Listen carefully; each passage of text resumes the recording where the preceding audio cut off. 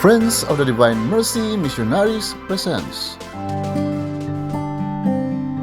Rise of Mercy Healing Online.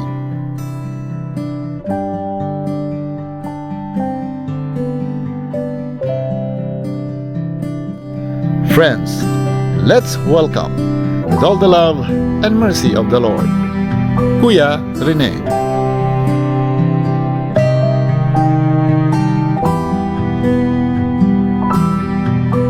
A blessed day, friends! Luzon, Visayas, Mindanao, and of course, ang ating mga kapatid sa pananampalataya, OFW, Overseas Filipino Worshippers all over the world. Lahat ng ating mga kapatid na kung saan nakatutok sa ating programa ngayon, na tayong lahat ay kasama natin ang Panginoon. Lagi natin binabanggit, when two or more are gathered in my name, sabi ni Lord, there I am in the midst of them. Kaya pagka nandyan si Jesus, nandyan lahat ang ating mga biyayang matatanggap. Lalo tigit, itong ating programa, tuloy-tuloy ang pagpapala ng ating Diyos na buhay. Sabi na natin, ang programang puno ng biyaya, himala at pagpapala kung saan tumutugon ng Panginoon sa ating mga dasal, karaingan at kahilingan. At walang imposible sa Diyos. My dear brothers and sisters in Christ, muli, tayo pong lahat ay nagkakatipon sa kabanalan ng Panginoon. At marami na naman, sigurado, 100% ay makakatanggap na naman ng laya, makakatanggap naman ng kalakasan, makakatanggap naman ng maraming mga answered prayer. Dahil ang sabi nga, sino man ang lumapit sa Panginoon, ang bawat isa hindi pwedeng hindihan ng Diyos dahil siya ang Diyos na mapagmahal at laging nakikinig sa lahat ng kanyang pamangpang ng ating pangangailangan. Mga anak niya na laging tumatawag sa kanya at nananampalataya. So brothers and sisters in Christ, meron po tayong mga magagandang announcement. Lagi tayong merong mga good news. Total enrollments po natin this week, sa isang linggo na naman. Naku mga kapatid, ay talagang bumabaha at talagang umuulan ng biyaya. An additional 25 households po tayo for the past week. I-welcome po natin siyempre at inihiling din ang ating mga ang kanilang mga dasal na kailangan ng bawat isa sa Pasig City. Sister Nicole Garcia, Charito Magos, Milagros Valle, Cristina De Leon, Donna Maculada, Demalyn Perol, Erlin Siaga. Sa Malabon City, Adrian Senko. At sa Laguna, Rishelda Pulias. Sa Bataan, Ronald Light. Mandawi City, Laila Dinglasa. Diyan po sa Olongo Island, Lapu-Lapu City, nasa island na tayo. Sister si Lucila Consejo, Susan Llano Ken Family, Buenvenida Baclohan. Diyan po sa Cordova, Cebu, Cindy Ando. Sa Cebu City, Yolanda Sebala Sana, Emelisa Sitoy, Rowena Pantanosas, Hilda Canoy, Rudy Sabala, Danilo Coro Sr., Josepina Coro. Sa Consolacion City, Cebu, Irene Policarpio, Josephine Monterola, Jay Alilin. Total number po ng ating mga clusters as of this week, umaakyat ng umaakyat, 387 Divine Mercy clusters na umiikot sa bawat bahay sa lahat ng ating mga pinupuntahan. Purihin at pasalamatan natin ng Diyos at patuloy kong pinagdadasal ang lahat ng mga manggagawa na talagang walang kapaguran na ginagawa ang lahat ng mga dapat gawin sa ating misyon. Purihin ang Diyos at alam ko ang bawat isa ay hindi pababayaan ng ating Panginoon. Sa Cebu City chapter, meron po tayong mga additional cluster, Calma, Tisa Cluster, Luz Biminda Monsilier. Diyan po sa Lapu-Lapu, Ibabaw, Basak Cluster, Mirna Canaricio. Diyan naman po, kasama din niya si Demi Tubog sa Amha Cluster, Brother Emmanuel Espilieta. Sa Lapu-Lapu, Kawat Cluster, Judith Daculio, Song 1 Cluster, Mercedita Maloyloy On. Sa Cordova Chapter, Bantayan, Household Cristina Inok. Sa Babag Chapter, Kanggulaw, Babag Cluster, Sister Shirley Berdin.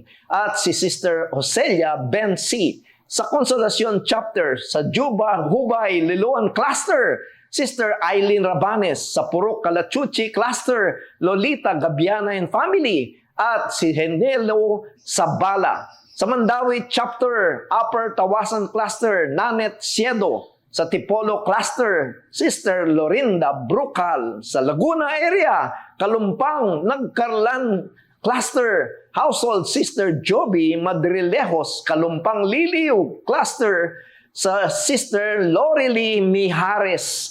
Diyan naman po si Rizal area, Montalban Heights Cluster, Brother Cyrus Bakidan, Pragay Cluster, Elvira Sabilla sa Bataan, Chapter Lamao Cluster, Sister Lizelle Paes. Sa 10th Avenue Cluster, dyan po sa Caloocan, 9th Avenue, Sister Ivy Rendon. Sa UE, Sangandaan Cluster, Sister Angelic De Jesus. Sa Taguig Chapter, Dulong Bayan Cluster, Sister Arlene Braga. Cluster Head, Sister Nancy Cortez. Sa Peles Cluster, Household Brother Rolando and Lolita Cruz, Cluster Head, Sister Eda Redesio. Sa Bagong Barrio, Caloocan, Barangay 142 Cluster, Household, Sister Joan Ligad. Sa Pasig Cluster, St. Louis Cluster, Brother Eduardo. And Emma Laico, Phase 1, Kalawan Cluster, Household, Sister Carmen Aha. Santo Tomas Cluster, Sister Jessa Halili.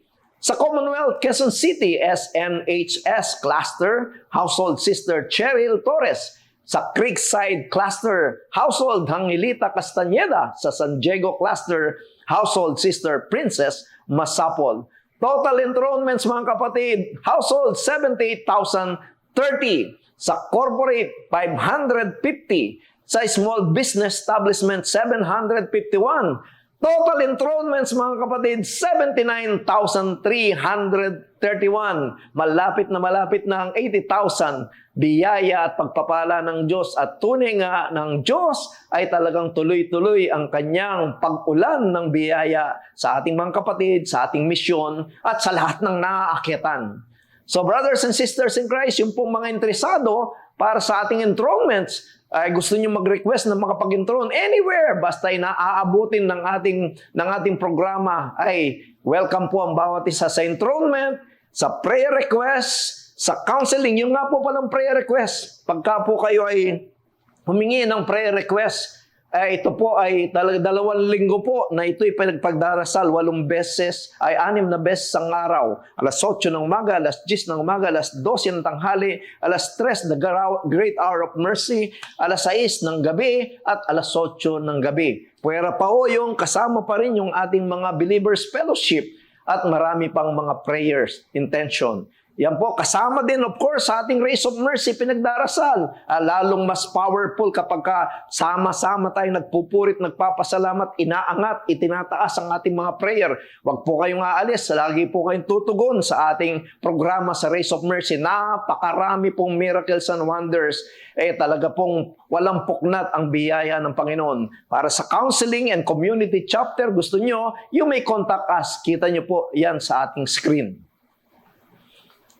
So brothers and sisters in Christ, mayroon pong mga gustong magpasalamat na nakatanggap po ng biyaya at sila po ay gustong maging witness. Panoorin po natin ito.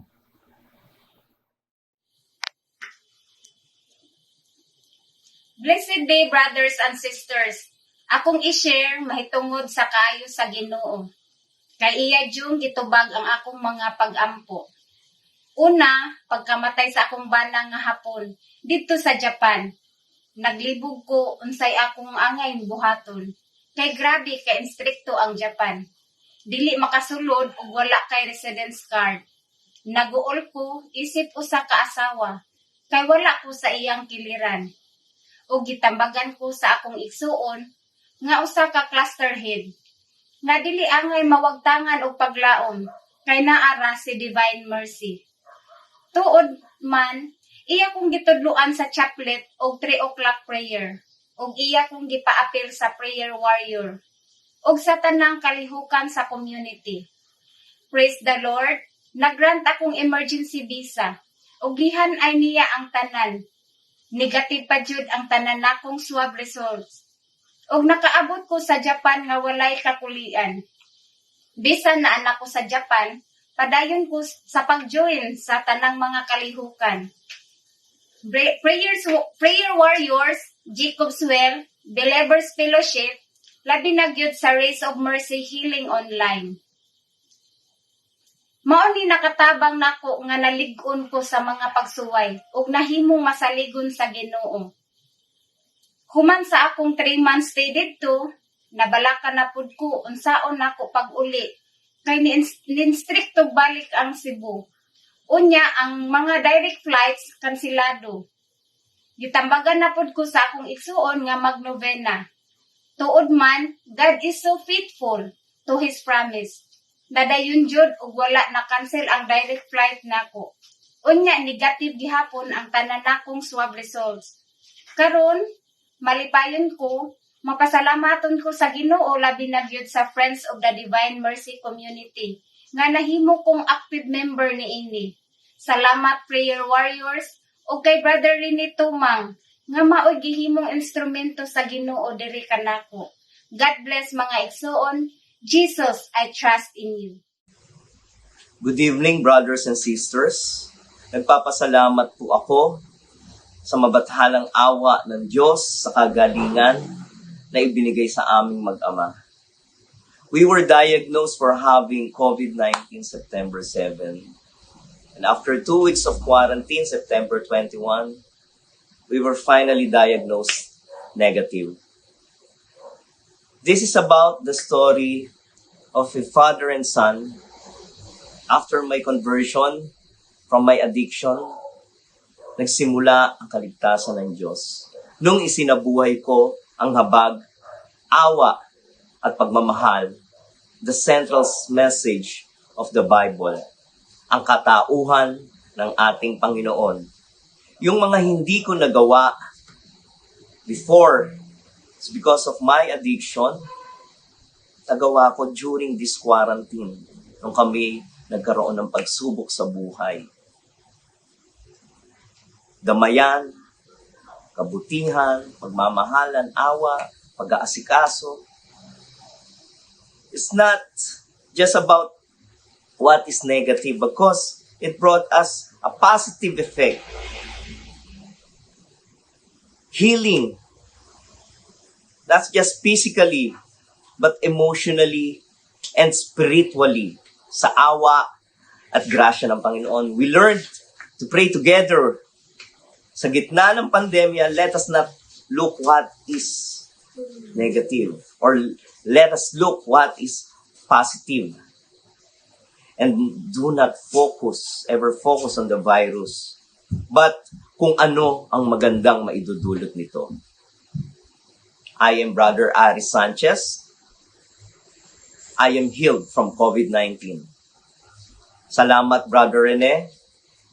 At salamat, Race of Mercy Healing Online. Purihin ng Diyos. Patuloy natin dakilain ng Panginoon. Tunay nga ang pagpapala ng Panginoon. Alam ko marami na naman nag-bless sa ating praise and worship. Yan po ang talagang tunay na pagbibigay ng papuri sa Diyos. Ang talagang, sabi nga, singing is twice praying. Nagsumasama tayo sa papuri sa atin sa kaluwalhatian ng Diyos. Thank you, my dear brothers and sisters in Christ. Huwag po kayong magsawa kahit nasa bahay kayo, araw-araw, magpatugtog ng mga worship song para tayo ay ang ating tahanan ay mapuspos ng kabanalan ng ating Panginoon.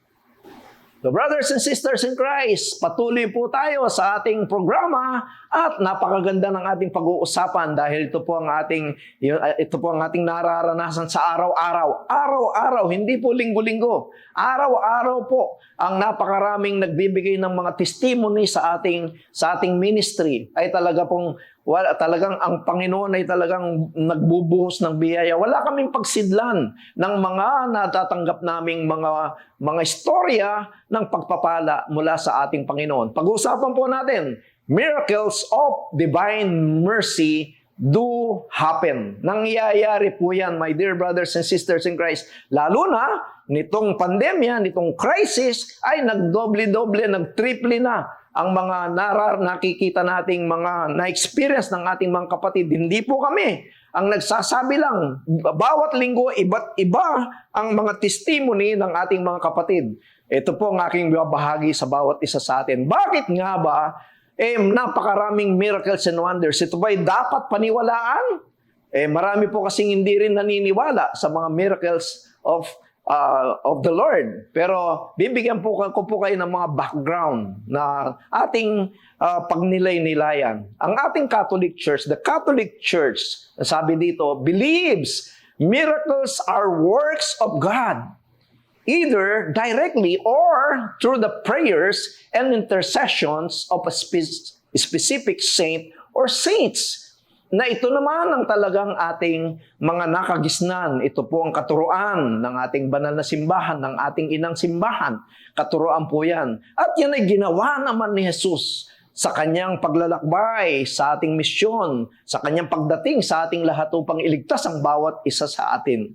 Yan po, napakaraming gawa ng Panginoon na mga miracles of mercy nang dahil sa kanyang awa, nang dahil sa kanyang habag, nang dahil sa kanyang pagmamahal sa sangkatauhan.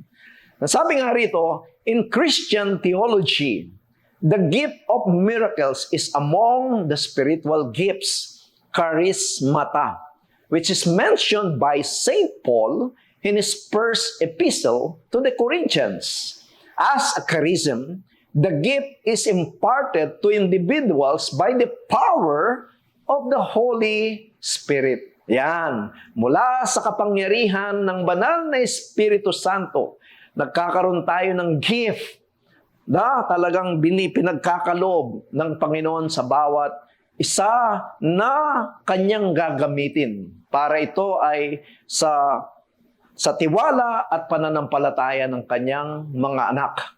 Ang ibig sabihin nga yung charisma, which is the newer form of the term charismata, which derives from the Greek word charis, meaning grace, kindness, and favor. Sa buhay ng mga nasa charismatic renewal community, no, mga charismatic, ang tawag ka, mga charismatic, mga gifted people of God. At dito talaga umusbong ang pagkalawak-lawak ng misyon all over the world, not only in the Philippines. At talaga'y binigyan tayo ng mga biyaya ng Panginoon. Maraming conversion. Ay, walang katapusan mga kapatid. Ako lang, sabi ko nga, marami pang nauna sa akin. Ako ngayon ay 32 years na witness sa gawain ng Panginoon. Wala pong katigil-tigil ang Panginoon. Napakaraming nagbalik loob. Napakaraming naging maayos ang pamumuhay. Napakarami. My dear friends, hindi na pwedeng bilangin pa. So sabi nga rito, my dear friends, charisma is used both broadly for spiritual grace and for a specific sense of a spiritual gift and one of the extraordinary grace divinely granted to a person as a token of favor, exemplified by the power of healing as well as the other spiritual gifts, katulad ng miracles, gift of tongues, wisdom, knowledge, healing, interpretation of the gospel. Ito po ay yung spiritual gift na ipinagkakalob ng Diyos. Ako as a witness, hindi ko inakala na ako'y biyayaan ng Panginoon about napakaraming mga gift ang pinagkakalob ni Lord. Pero dito, di-discuss ko lang, paano nga ba ako nag-umpisa ng gift of healing? Alam nyo, nung una, hindi naman talaga ako believer. Hindi ko na-experience yan. But dahil sa pakikinig ko ng mga teachings about doon sa mga prayer meeting, nangyayari minsan, ako mismo, nangyari nung nag-uumpisa yung aking pamilya, di ba? Nagkalagnat ang aking anak, so naririnig ko, no, i-pray over mo lang, i-lay hands mo yung mga mahal mo sa buhay, at kung sino man ang nangingi ng prayer, nagle-lay hands naman ako. No, na hindi ko naman, ang iniisip ko, siguro gagaling to. Alam nyo, napakaraming mga instant healing akong naranasan. So sabi ko nung una, amazing. Grabe, totoo pala. no? Alam niyo naman, pagbago ka, talagang grabe, talagang pinagsasabi mo. At to make the story short, nagtuloy-tuloy po yun. Nagtuloy-tuloy po yun. Pero hindi ko masyadong pinapansin kasi sabi ko nga, lahat naman yan ay galing sa Panginoon. Siya ang nagpapagaling. Hanggang sa panahon na to. No, I don't claim na ako ang instrument lang tayo. Pero ang lahat ng yan ay galing sa kapangyarihan ng Espiritu Santo. Kaya dito sa ating binasa, no, napakarami pa ring gift na pwedeng mapa sa atin, no? So, yung pong charismatic renewal, nabanggit ko na, I'll take this opportunity, no, sa magiging announcement po natin sa susunod, yung last weekend of this month, na yung Friday, Saturday, and Sunday, magkakaroon po tayo ng Life in the Spirit Seminar o yung tinatawag naming Life in the Spirit Experience. 3 araw po yun, no? Biyernes, Sabado, Linggo. Yung pong Friday and Saturday, medyo maayos na po yung time, no? Pwedeng mag-start tayo ng 6 to 8, tapos or kaya 7 to 9. Hindi pa masyadong planchado, lalo na yung Sunday, kasi po meron tayong Race of Mercy. Pero abangan nyo na lang ang aming announcement sa susunod. Pero tuloy po yun, no? Last weekend of the last week of the month of October. No, Friday, Saturday, Sunday. Mark niyo po 'yan kasi po magbibigay po tayo ng certificate na kayo nakatapos ng ating Life in the Spirit Seminar. Dito nag-uusbong ang napakaraming mga gift, napakaraming conversion, napakaraming pagbabago, napakaraming mga witness na na-witness na ng daang-daang libong mga tao dito sa ating ministry. So wag niyo pong kalilimutan 'yan, no? At magpaparegister po kami sa bawat isa. Saan ka man naroroon, ay sumama po kayo, my dear friends. Ngayon po, sa Hebrews 11:6, anong sinasabi? And without faith, it is impossible to please Him. Ito po pala, na kahit nandyan lahat ng mga miracles and wonders, kung wala ka namang faith, it is impossible to please God. For whoever will draw near to God must believe that He exists and that He rewards those who seek Him. Yan, napakaganda, no? Those, no, must believe God that He exists and that He rewards those who seek Him. Sa pamamagitan ng ating paniniwala at tiwala at pananampalataya sa Diyos, ay talagang nagbibigay ng grasya ang ating Panginoon. So, dito po sa ating ministry, dito lang, no? Yung iba siguro na ngayon ay bago pa lang sa ating programa o naisama lang dahil napag-intronan o kamag-anak, kapatid, kaibigan. Ano nga ba yung Friends of the Divine Mercy na yan? Dito po sa ministry, dito na lang po muna tayo, yung patotoo. The miracles of the Divine Mercy here on ministry do happen. Saan po nangyayari? Karamihan po kasi ng alam ng marami, may mga healers, may mga ginagamit si Lord na mga nag-heal at makikita niyan grupo-grupo, no? At talagang nagkakaroon ng healing sessions. Dito po sa ministry, napo na po namin iba't ibang pamamaraan, no? Ay share ko po sa inyo paano nangyayari ang mga biyaya ng Diyos, ang mga karaingan natin, ang ating mga daing, ang ating mga hiningi kay Lord. Paano bang nangyayari? Kailangan ba na pumunta kay Brother Rene? Hindi po. Ito po. Ito pong ating mission ay meron pong 2 parte. Evangelization and propagation. Ito po yung aming main mission. Ang sabi nga, yung pong evangelization through the renewal movement because we are a charismatic community.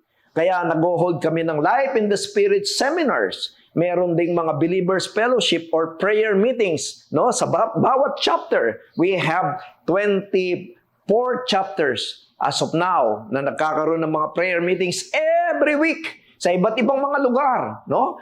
At doon ay sumisibo lang maraming mga miracles and wonders through the seminars, through the believers fellowship, through the prayer meetings, nangyayari dahil sa pag-worship. Marami pong witness dyan, mga kapatid, sa iba't ibang mga gawain. Saan pa? Sa pamamagitan ng propagation, yung enthronement of the image of the Divine Mercy. Kaya nga po, nakita nyo ang ating announcement, napakarami po nating ini-enthrone na. no, sa ating community. Isipin niyo na lang ang ini-enroll natin talaga naman, no? Biyayang-biyaya ang pinagkaloob ng Diyos sa atin. Isipin natin, 387 po yung mga images. Bukod pa doon sa mga permanent na inilalagay natin sa mga tahanan, yung mga nagre-request sa mga tahanan. So, friends, sabi ko nga, ito po yung talagang walang puknat na biyaya. So, bukod doon sa enthronement, ang dami pong mga may sakit, mga hindi maayos na mga pamilya, hindi maayos ang mga anak, hindi maayos. Pag inaakit yung divine image, pag iniwan namin yun, tinuruan magdasal kung sino man yung available doon, kahit hindi yung hindi tinuturuan. Yung hindi naniniwala doon sa tahanan nila. No, yung patingin-tingin lang, ay nakakakita ng miracles and wonders. Nagkakaroon ng conversion, mga kapatid. Yung mga may sakit na nakahiga na, hindi na talaga nakakatayo, hindi na nakakaupo. Pagkatapos po na, wala pang 1 linggo, makikita nyo, nakaupo na. Pagkatapos nun, nakakalakad na. Pagkatapos nun, nakaka-attend na ng ministry. Pagkatapos nun, kasama na namin sa gawain. My dear brothers and sisters in Christ, ito po yung miracles of the divine mercy na ginagawa sa atin. Sabi ko nga, araw-araw, iba't ibang mga milagrong ginagawa ng Diyos. Tayo ba nakatingin lang sa milagro? Hindi. Pero nakatingin tayo at sinishare natin dahil ito'y gawa ng Diyos. Alam nga naman yung gawa ng Diyos, hindi natin ipagsabi. Siyang may gawa niyan, hindi. Kung ako lang may gawa, pwede nang hindi sabihin. Pero pag gawa ng Diyos, siya ang may yakda, siyang kumikilos, then be a witness, no? Saan pa? Sa ating mga daily prayers, yung ating mga nagpe-request sa ating mga prayer warriors, ay yung mga prayer warriors natin na yan, I believe you me, mga kapatid, lahat walang puknat, talagang napakasisipag, makakatanggap kayo lagi ng biyaya. Sila po yung nagdadasal lagi, araw-araw, no? Ang dami pong mga answered prayer sa ating worship. And then of course, yung laying of hands, no? Ngayon po wala pa tayong mga gawain na talagang face to face. Minsan may pumupunta rito, hingi ng dasal, magpapalay hands. So nililay hands natin. Yung ating mga service, no? Yung service natin sa ating ministry. Diyan po umuusad ang napakaraming mga biyaya ng ating Diyos na buhay. At dito namin nakikita na ang Diyos sa kabila ng crisis, pandemic, tumutugon ng Panginoon. Ang dami talagang nakakaranas ng mga bagay na hindi iniisip na mangyayari. Karamihan po ng ating mga members of this community ay talagang hindi marunong matakot. Bakit? Kasi buong-buo ng kanilang tiwala sa Panginoon. Buong-buo ng tiwala sa Kanya, sa salita ng Diyos. Nandun na kami, naniniwala na lang sa salita ng Diyos. Dahil ang pangako ng Diyos ay laging makatotohanan. So brothers and sisters in Christ, gusto ko pong impart sa inyo ang isang halimbawa na kung saan ay napakaganda rin. Ito po ay taken from Matthew 15. Ang sabi rito, "Have mercy on me, O Lord, Son of David. My daughter is severely oppressed by a demon." And alam niyo kung sino to? This is a Canaanite woman. No, she don't belong to the family of Israel. So, sabi dito, sabi niya, yung aking anak ay inaalihan ng masamang spirito. No? Talagang yung worry ng babae. Pero, una, hindi siya tinutugon ng Panginoon. Pagkatapos, nagpumilit. Sabi niya, "Have mercy on me, Lord." Sumagot si Jesus, "I was sent only to the lost sheep of Israel." But you know, anong ginawa ng woman? Sabi niya, but she came and knelt down before Him saying, "Lord, help me." Naku, yung mga word na yan, ano? Yung paglapit pa lang niya nung una, "Have mercy on me." Dito naman, sabi niya, "Lord, help me." Sinagot siya ng Panginoon and He answered, it is not right to take the children's bread and throw it to the dogs. Ay kung tutusin, ang sakit niyan. Kung tutusin, ang hirap tanggapin niyan. No? Pero look at this woman. Look at that, yung kanyang humility, yung kanyang talagang total na trust kay Lord. No? Sa kanyang Panginoon na isang Canaanite. Ang sabi niya rito, she said, "Yes, Lord." Sumagot, "Yet, even the dogs eat the crumbs that fall from their master's table." O isipin niyo, pinaliit niya ang kanyang pagkatao. No? Para makasagot. Dahil nga, pinadala lang daw si Lord sa lost sheep of Israel. Or sinubukan din siya ni Lord. Pero sabi niya, "Yes, Lord, even the dogs eat the crumbs that fall from their master's table." No? Isipin mo, inialin tulad sa dog. Natutuwa nga naman, pag kumakain ka, nandyan yung mga aso. Lalo na ako, kapag ako kinakain, yung mga aso na sa mga tabi ko, kadalasan yung pagkain ko, sa kanila ko nalang binibigay. No? Yung ano yung kinakain ko, nakikihati na. Minsan, alos sa kanila lahat yung karne. No? Sabi dito, "Oh woman." Then Jesus answered her, "Oh woman, great is your faith." Ganda na po. Great. No, talagang pumilip si Lord. Great is your faith. Ito ang kanyang magandang tugon. "Be it done for you as you desire." And her daughter was healed instantly. Dito makikita natin ang isang napakagandang pangyayari sa buhay. Dito lang pala kapag kahit na nung problema, kahit na nung bigat, kahit na lahat ng mga imposible ay nangyayari. Bakit? Yung pagpapakumbaba nitong woman na to, "Have mercy on me, Lord. No, my daughter is severely oppressed by a demon." No? So, and he and she came and knelt down, saying, "Lord, help me." No? Ang tatlong bagay, no? Tapos sabi niya, "Yes, Lord, yet even the dogs eat." No? Kinonsider na siya isang dog. "Eat the crumbs that fall from my master's table." Talaga namang ang Panginoon sabi niya, "Woman, great is your faith." Ikaw, kapatid, sa oras na to, ganun ka ba kababa? Ganun ba ang tiwala mo sa Diyos? Humihingi ka ba talaga ng awa sa Diyos? Mula ba sa puso ang paghingi mo ng biyaya mula sa Diyos? Ikaw ba'y lumuluhod pa sa Panginoon? O wala na lang tayong ginawa, kundi dumaing na lang ng dumaing, puro na lang daing. Pero hindi nakikita itong mga pagkakataon na ito ay binababa ang ating mga sarili at tayo ay lumuluhod sa isang Diyos na dakila.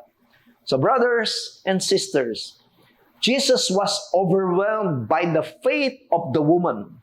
It is a great faith from a non-Israelite. Tayo ngayon, let us ask God to give us the faith of the Canaanite woman so we can also partake of God's healing love. Let us also ask God's mercy and compassion. So friends, let us also pray together, reflect, and ask ourselves. Pwede nating itanong to, am I well and spiritually healthy? Let us seek, no? Kung sino nga tayo. Alamin kung ano pang mga kailangan. Am I happy with what is going on in my life? Are you happy sa nangyayari? Ikaw makakasagot. How do you handle sickness, pains, problems that comes our way? Baka pag dumarating na yan, hindi lang umaalog, binabagyo, baka sinisisi pa natin si Lord. Bakit ganito? Bakit ganyan?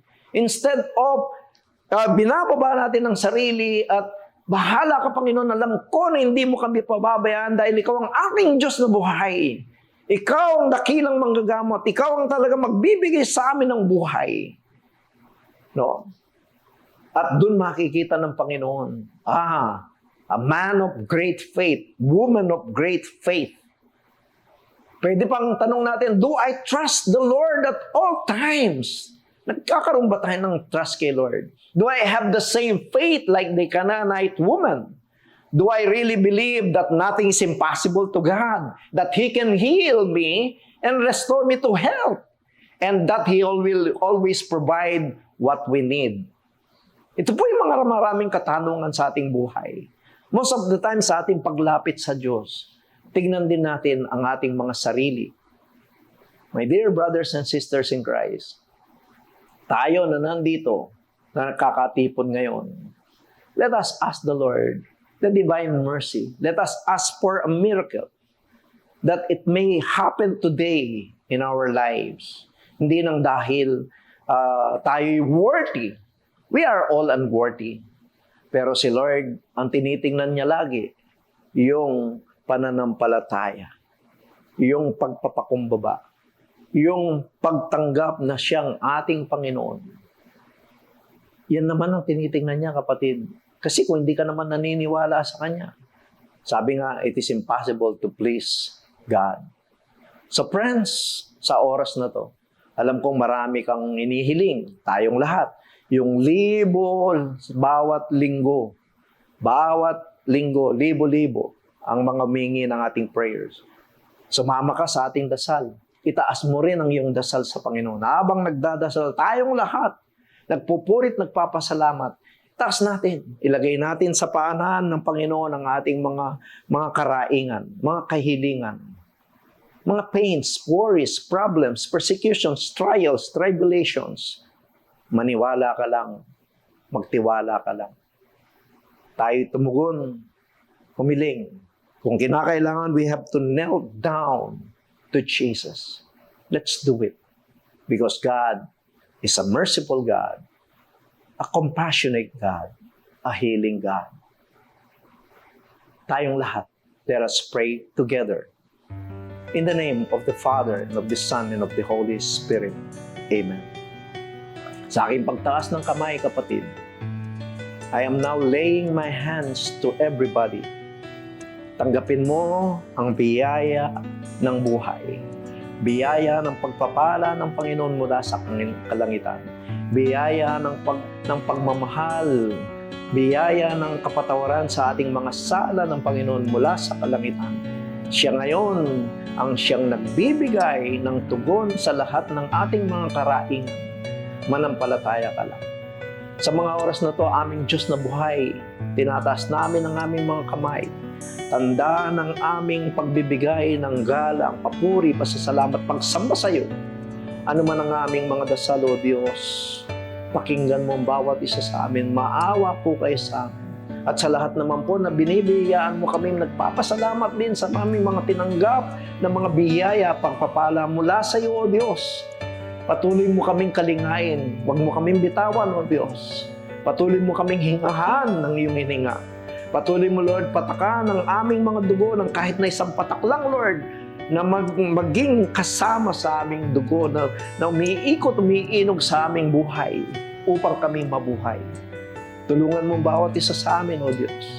Alam namin na Ikaw ang aming Panginoon, na laging nagpapagaling sa mga may sakit, nagbibigay ng kalakasan sa mga nanghihina, nagbibigay ng tiwala sa lahat ng nawawalan ng tiwala, at binibigyan mo kami ng malakas na kalusugan. Binubuhay mo kami. Mas lalo mo kami pinalalakas kapag kami nagtiwala sa iyo, O Diyos. At sa mga oras na to, aming Panginoon, ang iyong banal na sinag ng rays ng iyong awa ay bumaba sa aming lahat, sa aming mga tahanan, sa aming mga ulo, sa aming mga pamilya, saan man sila naroroon, O Diyos. Ibaba mo ang iyong kaluwalhatian ng iyong biyaya, iyong pagpapala. Sama-sama kami, na kaming lahat ay iyong bigyan ng liwanag ng buhay. At alam namin, O Diyos, kaming lahat ay tumatanggap ngayon upang maging malaya kami sa mundong ito. Walang crisis, walang mga matatakot sa amin, O Diyos. Lahat kami ay makakaligtas dito sa aming nararanasan sa buong sanlibutan. At alam namin, Lord, hindi na magtatagal. Kami bibigyan mo ng gamot para sa COVID-19 na to, O Diyos. At tuluyan mo kaming bigyan ng kalayaan, aming Panginoon. At ibalik ang sigla ng aming pamumuhay, O Diyos. Lord, lahat ng mga nakatasang kamay ngayon, naniniwala at nananampalataya sa iyo, pagkalooban mo sila ng iyong pagmamahal ng buhay na kailangan ng bawat isa sa amin. In Jesus' mighty name, we ask and pray. And let your rays of mercy be with us always. Embrace us with your Spirit, dear Jesus. This we ask through Christ, our Lord. Amen. He who knew the heart of Jesus, where blood and water flows. It becomes the grace of mercy, the blood of your healing grace. I want to praise you. I want to praise you. I want to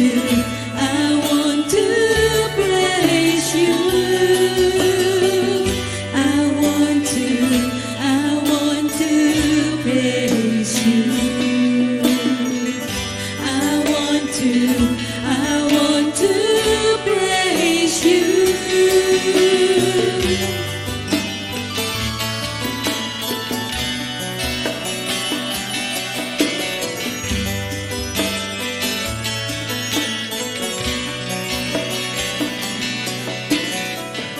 Take away the sins of our soul.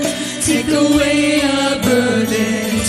Take away our fears. Take away all disease and sickness.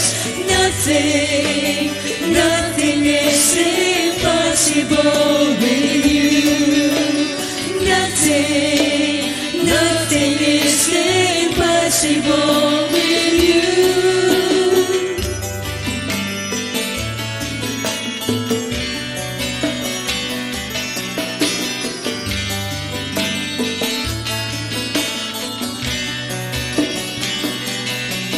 I bow down before you, my Lord and my God, with different hope and love. I believe of your healing ways. Nothing is impossible with you.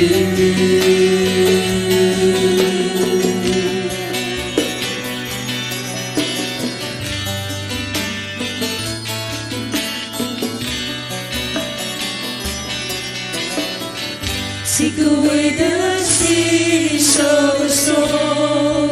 Take away our burdens. Take away our fears. Take away all the disease and sickness. Nothing is impossible with you. Nothing is impossible with you. Rays of mercy, come heal your people. Rays of mercy, come heal your land. Rays of mercy, heal your people.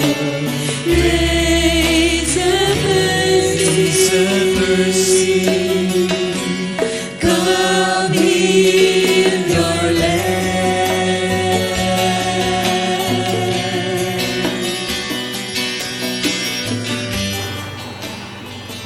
Maraming salamat, O Diyos, sa iyong biyaya, sa iyong pagpapala. Maraming salamat sa araw na to.